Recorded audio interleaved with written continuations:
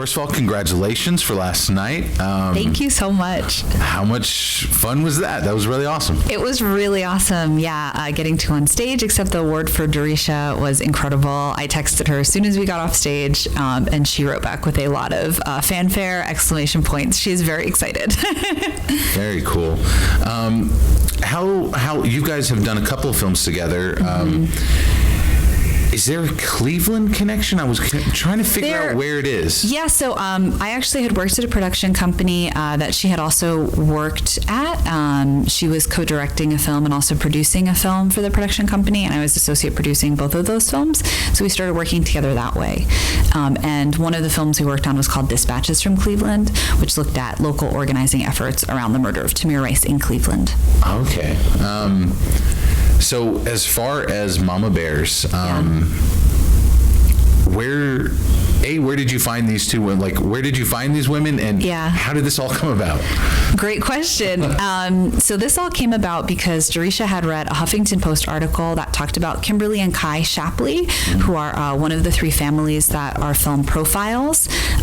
She read it, and it was about they're fighting the bathroom bill, right? So it was about Kimberly and Kai Shapley fighting the bathroom bill in their hometown of Pearland, Texas, and how difficult that was for them. But at the bottom of the article, there was a little blurb that said, Kimberly was part of a small private online Facebook group called the Mama Bears, and that they were made up of Christian moms who had decided to, accept and affirm, and in Kimberly's case, fight for their LGBTQ children. And Durisha read that and thought, wow, that's really incredible. I want to know more about these Mama Bears. So she reached out to the woman who runs the Mama Bear group online. Her name is Liz Dyer. You also see her in the film a little bit. And she asked Liz, would any of the moms be interested in working with us? She wrote sort of a long letter about why she thought this potential idea, this movie, would be really impactful for folks. And I want to say in a couple of days, she got 25 really beautiful, heartbreaking emails back from moms in this group who were interested in being a part of the film. And that's when I came on board. We sort of went to work trying to figure out which moms sort of made the best sense, who we'd be able to include. So that's the impetus of Mama Bears. It was just a Huffington Post article. And then, of course, the Mama Bears, doing what they do, totally sprang to action, wanted to help. And we met Sarah Cunningham, who's one of the other mothers featured in our film. She was coming to New York, that's for her first Free Mom Hugs tour. She was driving around the country, offering free mom hugs. It was an idea that was inspired right after the 2016 election, because she heard a lot of fear in the LGBTQ plus community and wanted to do something outside of her home state of Oklahoma. She kind of wanted to go on the road.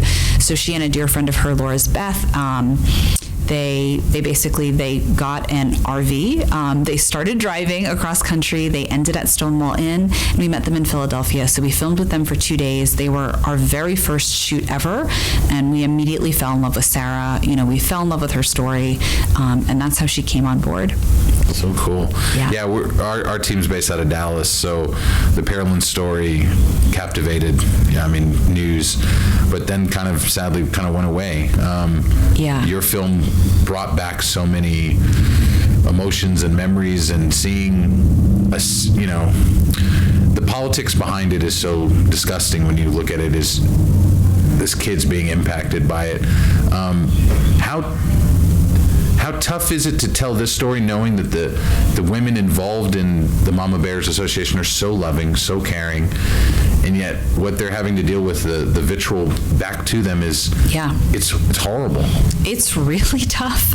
And I think Kimberly and Kai's story especially,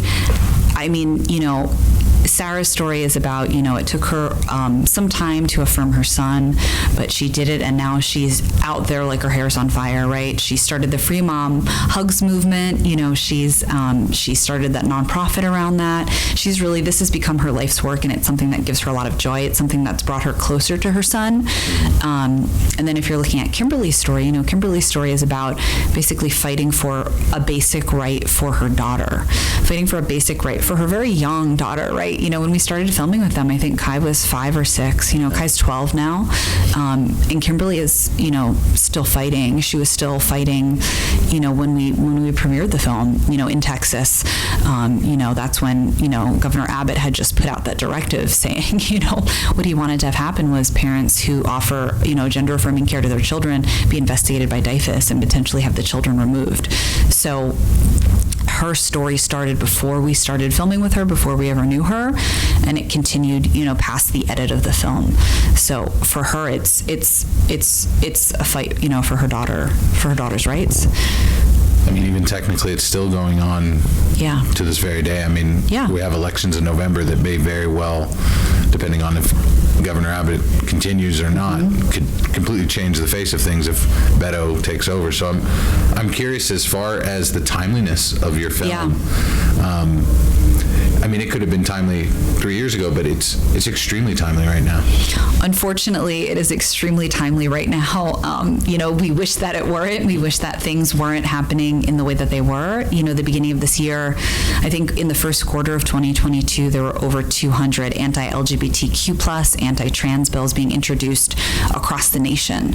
And that's just going to continue. We don't know what's going to happen in Texas. Obviously, we've seen what's already happening in Florida, places like that, Ohio, right? There's a lot going on legislatively, and I think this fall legislative season is going to be a lot. It's going to be really intense.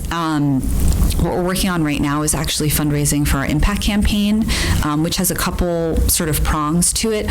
One of them is to go to these states where we have anti-LGBTQ plus legislation on the ballots and work with local organizations that are already doing that understand the community, that are doing the work, sort of boots on the ground every day, and hold screenings of the film for people to hopefully get inspired, to get active, to try and either fight against this legislation or figure out within their own community what resources will be available if that legislation passes and what they're able to do, if it's about volunteering their time, their talent, right? Something to kind of help make these things better for folks across the country. So that's one arm of the impact campaign that we're currently fundraising for, and the other arm is to take this film into churches that are considering becoming affirming, and affirming means, accepting LGBTQ plus people in the church as full members of the church. They're allowed to get married there. They believe that, same-sex marriage is holy, all of that. And having conversations based in nonviolent communication practices with folks, so they're able to really ask questions. I feel like a lot of the problem we have is, there is a very, very deep divide, obviously, in our country right now, and a lot of it comes from people not being able to have these conversations, people being afraid to have these conversations, and people not feeling comfortable with having these conversations, right? So the idea is to be able to go in there and have people ask questions and, have there be a non-judgmental atmosphere to hopefully have people work towards, hopefully a more accepting, more affirming church community. It's amazing to see these conservative women go so far out for their children, but also expand past that. They easily could protect their children without being so vocal or creating these organizations to do this, and what you guys are bringing into it another level. I'm curious, is there any hopes of extending it to the other faith bases out there, going to temples or going to mosques or going to other, maybe not just religious places, but schools?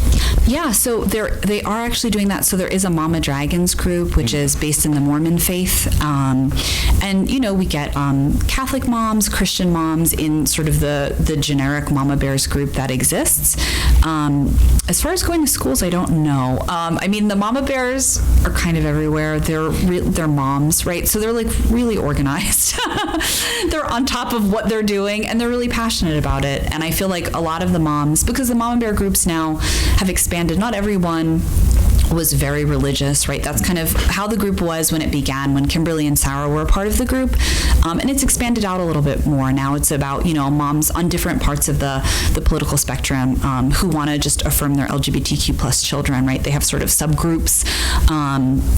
But I think really it's just about these moms getting out there and just, the love that you have for your kid is sort of unrivaled. It's unmatched. It's really, it compels you to do a lot of things. And this is one of those things. So it's really awesome. And, free mom hugs, Mama Bears, they have chapters all over the country. They have Mama Bear meetups. They work on legislation. They write letters to folks. They show up. They organize. When we premiered in Texas, we held a rally at the state capitol steps, and the Mama Bear showed up right from all over Texas because that's what they do. I'm curious, as a producer of this type of material, obviously the life of this can extend well past the film life. How the investment level from a producer like you has to be different than any other type of production on a film. Where does that motivation come from? Where do you personally feel about bringing this to the forefront? Obviously, you're passionate about it. It's not just another film. Yeah, I think to have worked on a film for 5 years and to be constantly scrambling for funding for 5 years and now have to scramble for funding for the Impact campaign, you have to love it. Otherwise, you're not going to do it, right? There's no way. I'm a person who grew up in the church. I left the church when I was 16. I didn't have a great time in the church. And hearing this story, the first time Darisha told me about it, we were sitting in a coffee shop and she was kind of explaining the idea, saying she had just gotten some seed money from, an EP who now became an EP on the film. And she told me about it. And, I burst out crying because I understood how important this film was and how much it needed to be made and how much people needed to hear these stories. Every screening we've had, we've been on the festival circuit now for about 6 months, and every screening I'm able to go to, regardless of the attendance level, there's someone there that will ask a question or tell me a story that just it moves you and you feel like the film has really touched them. And that's why we're going to keep doing it, because the moms are incredible, and I feel like that really comes across. There's a lot of love in the film, even though there's a lot of there's some hate as well, right? The love kind of comes back to combat the hate, but there's a lot of love in the film, and we work on this because we really believe in the power of this story and this message to hopefully change some hearts and minds. Thank you for that. Yeah. I'd love to give you the chance to kind of wrap up by where can people find out about the film, about these causes, anything you can share with us? Yeah, that's great. So you can find about the film on mamabearsdoc.com. That's Mama Bears DOC, and Mama is MAMA. And that same handle, Mama Bears Doc, we use that on Twitter, Instagram, Facebook. You can find us there.